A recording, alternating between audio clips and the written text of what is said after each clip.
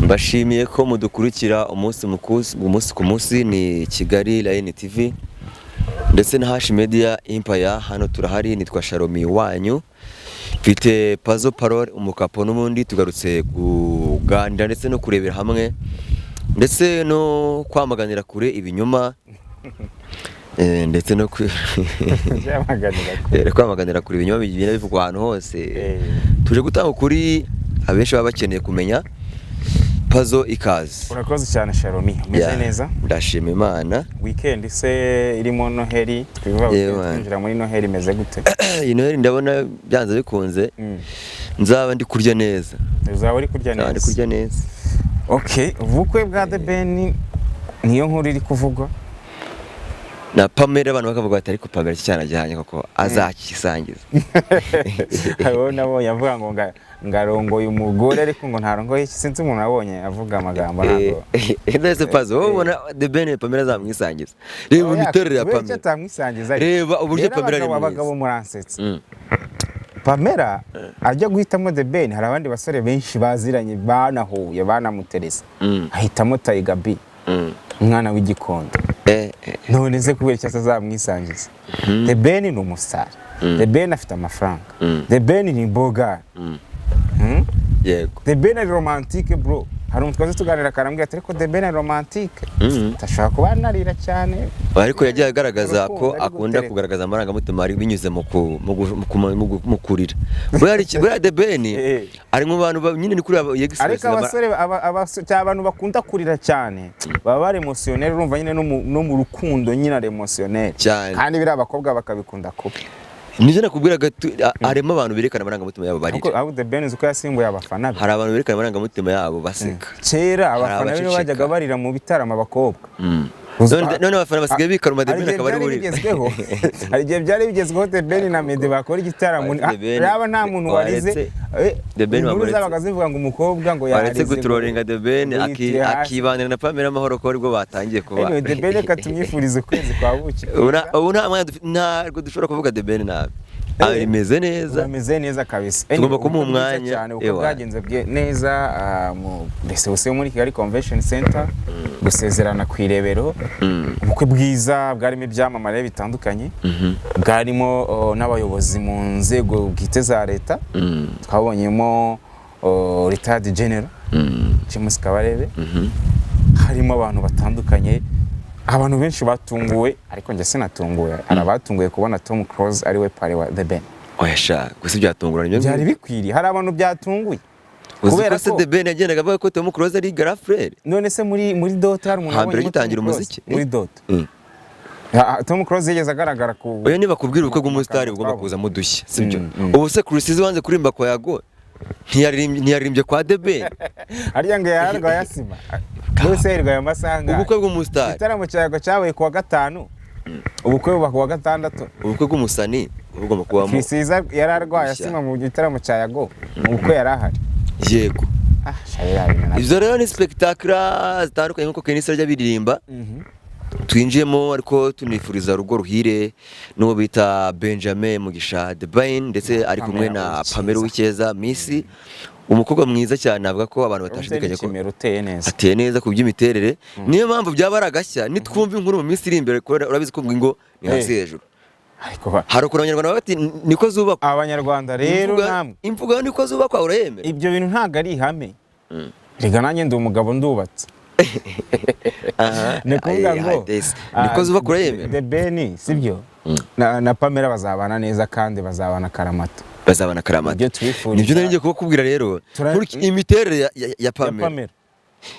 Mu maso hari ikintu nanga Pamela. Anakimwe. Uburyo Pamela yivugira umutima we ntuhita ubona. Umutima ntawo mbona kuko ashobora umutima wowe urawubona se. Pamela yicara hano imbere ya kamera abantu badukurikiye nkaza nkigira mwiza. Ntarira wa mugani wa Yago uvuga ngo ararira. Umuntu waje ngara umunyamakuru agiye kuri kamera ye ngararira. Urumva nkaza nkigira mwiza nkigira kana keza kandi ku mutima ndi mu bicyaro. Uri gice. Ibyo nibyo nkubwira rero. Ngaravuze ngo ubonye umutima oya. That one told you nibyo nkubwira ati se.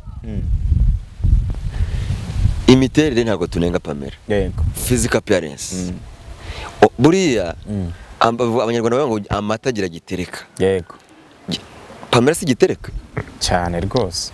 Nzakutwa n'inkuba twumvise inkuru ivuga ngo bamuterese ngo The Ben mu myaka 3 iri imbere cyangwa 5 ngo hari ikintu ngo yaburanye Pamela ngo ajya ku ruhande. The Ben rwose oya. Twebwe ibyo tubona. Ibyo ndabivugira kuko The Ben nawe ari umuja mutegeze ujya mu bintu bya kurukuru. Ako The Ben ntago twese tumumva mu bakobwa ngo ngaho ngo yaneye inda. Urumva ko urugo rero rufite amahirwe menshi yuko ruzarama. Ikindi kimi cyizere ko urugo ruzarama. Afite pari mwiza azamureberaho. Yes, Tristan Tom Close intangajyo makupure y'ibyamamare kandi amaranye igihe kandi nta vurugu twumva mwa. Gusa nge byanshimishije kubona Tom Close aba pari wa The Ben. The Ben urumva barastaragorenganye. Barabanye barakoranye kuva kuri za Sibeza. Yego. Barabyibuka hari n'abantu bari bazi ko The Ben na Tom umwe ari mubyara wundi. Cyera tukira abana niko twakuze tubyumva. The Ben ngo ni mubyara wa Tom.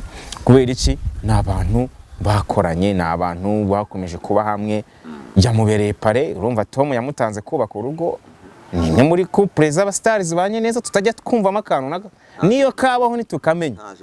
Ubwabye kuba babasha kubimanaginga ntitubimenye. Ni urugo rwiza navuga ko rumeze neza. The Ben rero ntekeza ko urugo rwe nawe azarebera kuri pare. Azagisha inama pare we. Ibintu bizagenda neza be na Pamela. Nicyo nkubwira cyo rero ni The Ben kimwe n'indi byamamare birasobanutse byose kuko iyo The Ben biriya kiba muri Amerika. Yajyaga nyeruka akaza mu gusura famille agasubira cyangwa se mu bitaramo n'iki. Yego. Nta handi yajyaga aruhukira uretse muri Quality Inn Kicukiro muri hoteli nziza cyane Kicukiro haruguru ya Mount Kenya gake cyane ku gahanda ka kaburimbo keza cyane karimo amahumbezi umutuzo ndetse n'ubwuzu bakwakirana. Hari abakobwa beza bakira abantu neza cyane navivuye. Hari amahumbezi hari akayaga ufite amafaranga yawe ushaka kuyarya sohokana umuryango sohokana umufiance nubwo nzahazana utanzazana madamu hano aho twavugiye hari ikintu cyakorogoye ugeze oya none haka kayaga kari hano karatuma ebana hano ngomba gusohokana madamu hano kabisa ubutaha nkaza nkinjoyinga hano ndabona hameze neza. Urumva rero abanyeshuri baturuka mu bihugu byo hanze baje kwiga muri Mount Kenya bashobora gucumbika hano. Abayobozi aba diaspora baje kuruhuka baje mu Rwanda bashobora kuza rwose bakaza Quality Inn Hotel. Pazo za nshuti zawe zo muri Canada, USA, France, England ahantu hose ushaka kuza ndetse no bihugu bya Afrika nabyo wabonye ko u Rwanda rwakuyeho visa.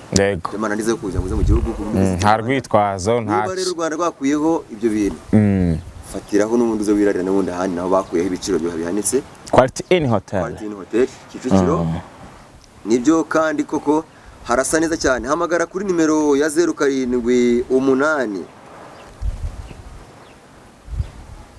072 47 2 3 078 ninzivuze nabi 078 8 4 7 2 3 Ikindi nk'abantu aba diaspora abantu bari hanze ashobora no kwandika kuri WhatsApp cyangwa kuri address akabukinga wati ndashaka kuza mumfatire room nzaze nduhukira aho hantu.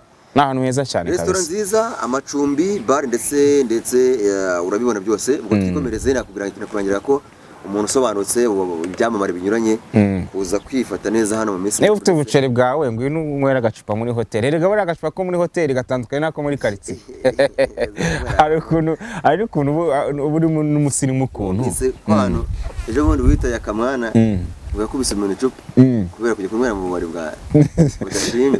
Ngwino usomere muri hotel ibiciro abantu ibiciro ntibakange. Hari ukuntu abantu bumva hotel agatavuga bagapeti kaho buriya nakigondera. Icyo hotel yarushandi buriya rwose ibyo kunywa bari bimwe cyane.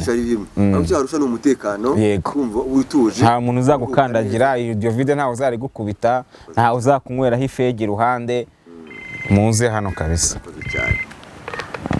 Banza bitabikati. Nuko rero havugwa byinshi cyane kuri saga y'igitaramo cya Yago. Witwa PHILPETER yisobanura wamwumvise. PHILPETER yisobanuye ariko abarundi bari barakaye. Ariko Shalom ziko kira kintu gishobora kuvamo urwango rukomeye.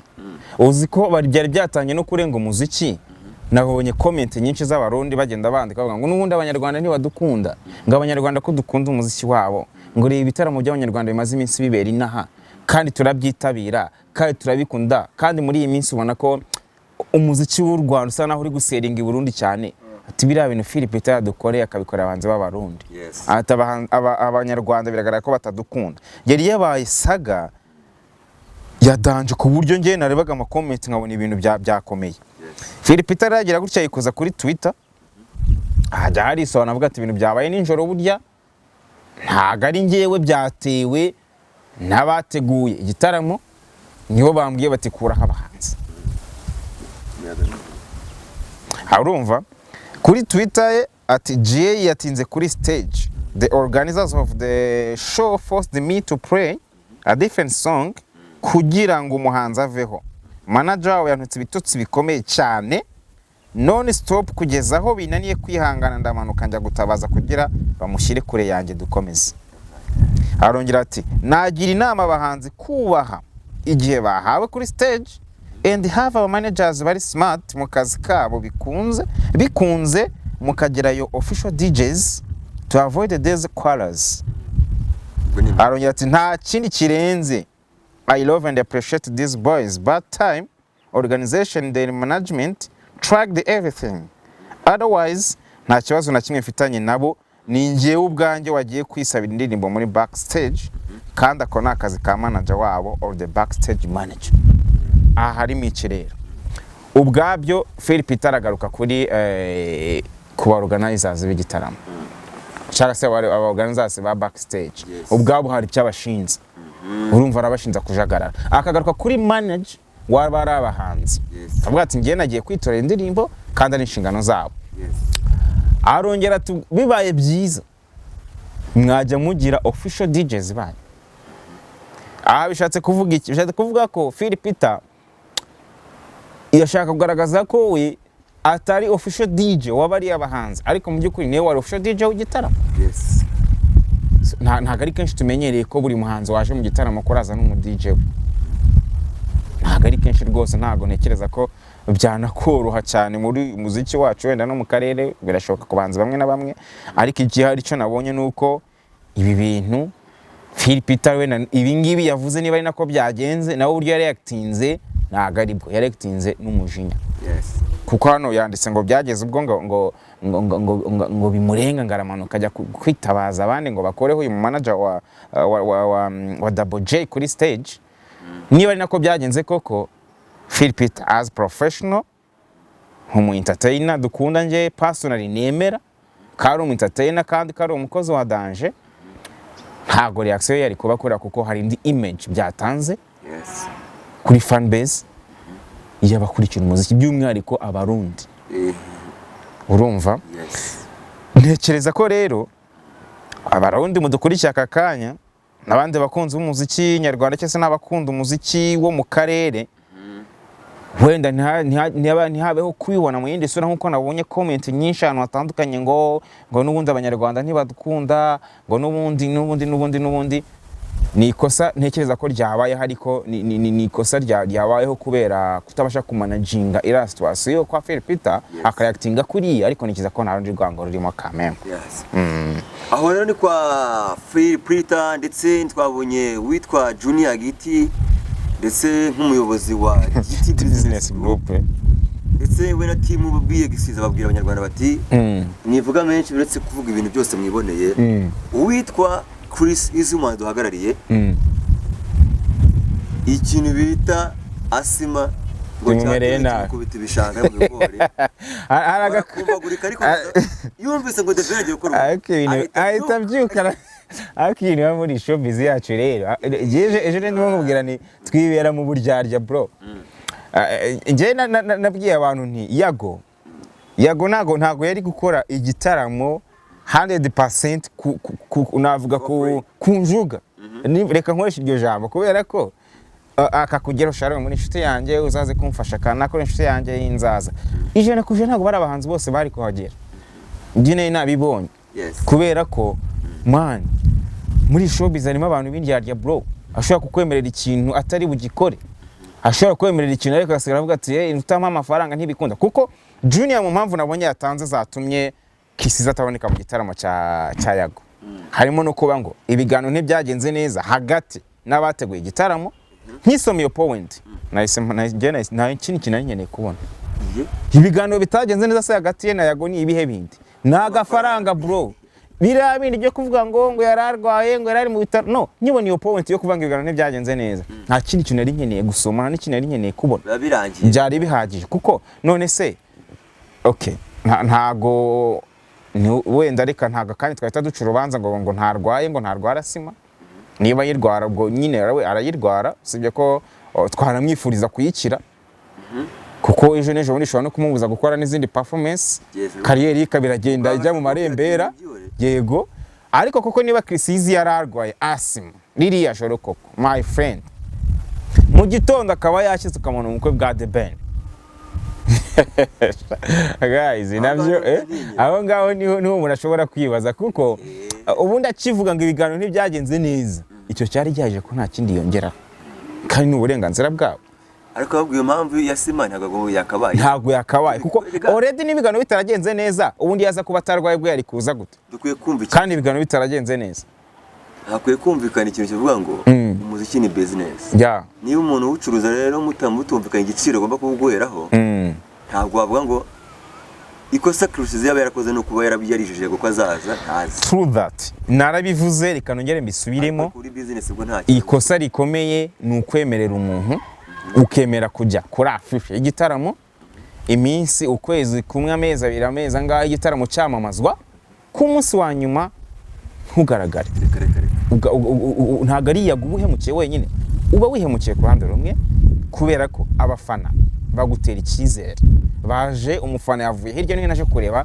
Chris Easy ataje atamubonye umunsi azataha avuga ngo uyu muhanzi ntari seri ubutaha nutegura igitaramo wa muhanzi waje wakoze urugendo aje kukorera gatata kubonye wa mufana ashobora kutazagaruka ibyo bibaye rimwe bikaba kabiri kaba gatatu kariyeri yaragana he hari ijambo Yago yavuze avuga ngo gukoze hit zingahe ngo zituma ngo utangiye gukora ibi nabyo abahanzi bacu bagira nge najyaga mvuga abahanzi bacu bagira ikintu cyo gusinda fame agakora indirimbo imwe ebyiri zaba hit ugatangira asanze atangiye ku ebana kuzumura umutwe ugasanga noneho atangiye kubyimba hari ingero nyinshi z'abahanzi barangiye ubu ngubu tutabona kandi bakoze amahit bakagenda babyimba bagasinda fame zirahari Chris zihita ari gukora ntizimushuke ngatangire gutenguha abafana reka ndeke kuvuga Yago kuko niba twaramubonye kuri afishe tukagenda tugiye kumureba nkanjye nk'umufana wagiye ugiye kora Chris simubone ntago ndi ujye kujudging impamvu yagiranye na Yago cyangwa whatever ahubwo icyo ndeba ni icyatumye ajya kuri afishe atari sure neza kazaza kuri stage kuko iby'uburwayi ibyo ni ibindi niba yararwaye mu ijoro mu gitondo tukamubona kwa The Ben ibyo nabyo ni ibindi wenda twakwibaza nuko mbitekereza nuko mbyumva abahanzi bacu bagerageze ko cyangwa se izi business ziri kubafasha izi company kuko giti business ageni giti business group ni business nyine urumva bari muri business bari mu bucuruzi ariko they have to be serious.